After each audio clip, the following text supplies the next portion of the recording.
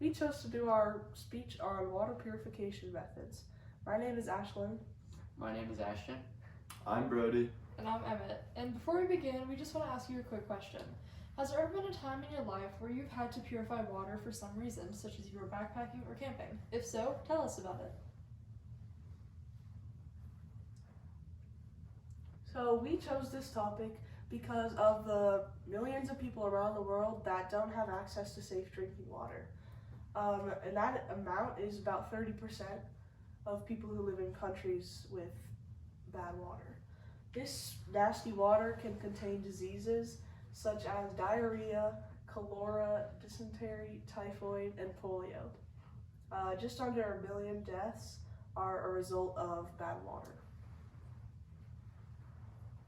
So this graph shows the amount of deaths that are compared to other types of deaths in the world. And you can see that unsafe water source is in the top 15 of deaths. Forget our question. Okay, so our experimental design is we wanted to test a few ways or the most popular methods on purifying water. We wanted to test these against a sample water collected from a creek or a pond that was close to our house. So the way we did this is all water was collected from the same source, and we tested all methods twice. We wanted to do it more, but just with time we weren't able to. And then all the purified water samples were tested with petri dishes to see all of the bacterial growth. In our experiment, we used 6 different methods. The first one was portable aqua or iodine. Second one was aqua tabs or chlorine. Third was filter using reverse osmosis. Fourth was using a life straw. Fifth was solar distillation, and sixth was boiling. The first method of water purification we used was potable aqua, otherwise known as iodine. Iodine is very effective at killing different viruses, bacteria, and protozoa, which is just another form of microorganism. Iodine works because it penetrates into the microorganisms, it oxidizes their key proteins, nucleotides, and fatty acids, affecting killing and or neutralizing all of them.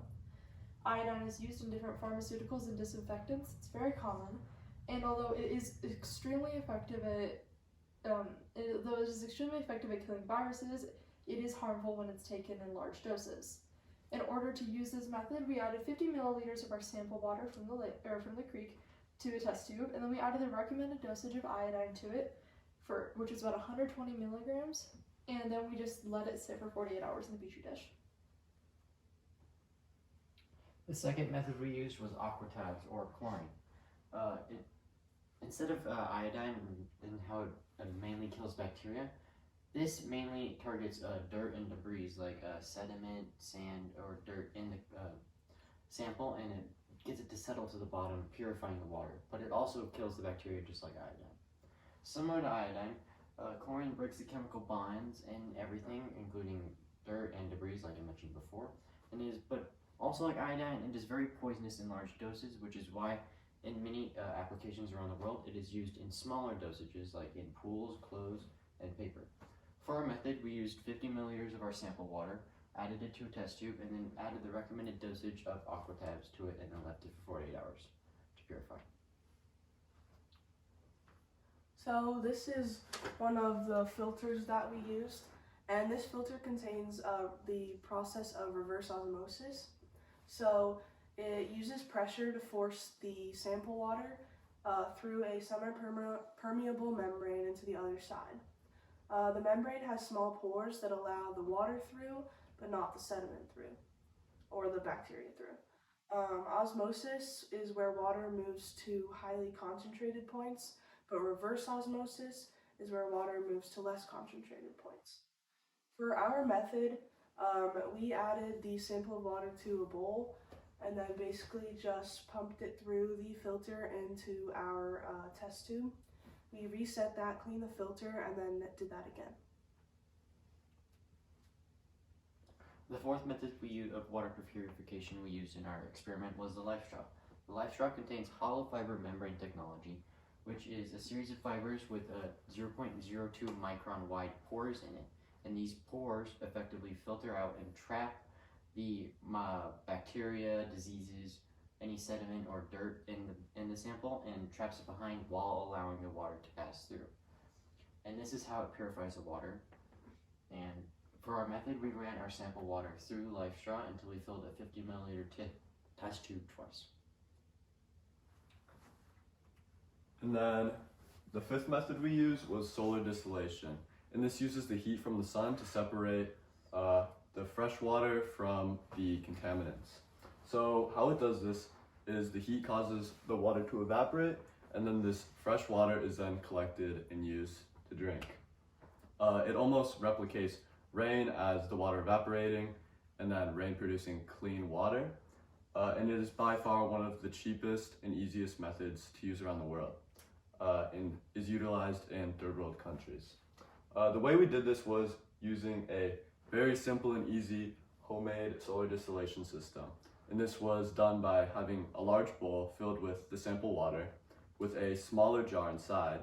And then we covered it with saran wrap and put a weight on top, so when the heat evaporated the water, it could run down and collect. And here's a picture of it.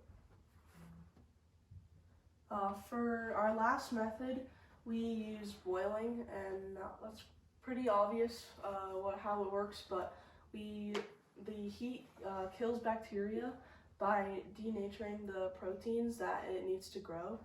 So, and the heat also breaks the bonds of those protein structures to keep those intact and together. You probably have used heat before to kill bacteria, such as cooking your flour and cookies or something like that. For our method, we basically just put our water into the pot and had it on a rolling boil for 3 minutes as was directed.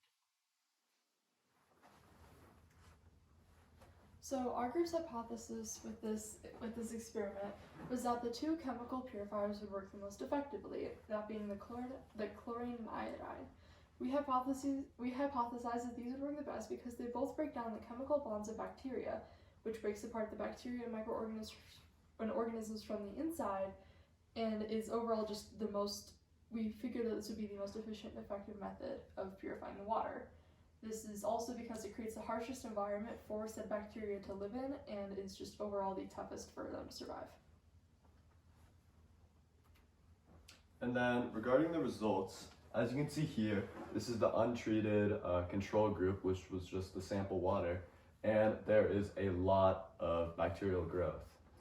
With Life Straw, Potable Aqua, Filter, and Aquatab, there was no very visible bacterial growth, which is good. And then with the boiling, there were 5 large growth points. So another chart that shows our results is this. For our water amounts, they pretty much varied between what method we were using. Both the chemicals, we used about 1 liter of water. The filter and the Life Straw, we used about 100 milliliters. And then for the solar distillation, we used 2 cups, and boiling, we used about 1 cup. For the steps, for the chemicals, we just put the chemicals in. The filter, we just pumped it through. The Life Straw, we ran it through. Solar distillation, we left in the sun for about 12 hours. And then boiling, we boiled it for about 3 minutes. For the results, as we saw in the last slide, all of these methods didn't have very much bacterial growth except for boiling, which had about 5 growth points. So our reflection and conclusion and final thoughts for this experiment were that the results weren't super comparable, as you were able to notice. They all had close to no bacterial growth with the exception of boiling water. And while this isn't the most exciting result, it is, however, a very positive one. It shows that all these different methods of water purification are all viable and equally effective, which is super important. This experiment, as I said, wasn't super interesting, but it was very important because the goal of this wasn't to prove one method of purification superior over the others, Rather, it was to show and demonstrate and bring awareness to the different methods of purification so they can better be used in different societies throughout the world. So, again, they weren't super comparable, but they were very important. And one last thing to add, if you want to test your own water at home, something you can do is pour some tap water, your tap water, into a metal spoon, a small bowl, or really anything that can hold water, and set it out for 24 to 48 hours. And after that time, it will evaporate, and it may or may not leave a residue. Based on how much residue there is, this can show whether there's dirt, bacteria, or debris in your tap water. And that is an example of solar distillation. Thank you for our time.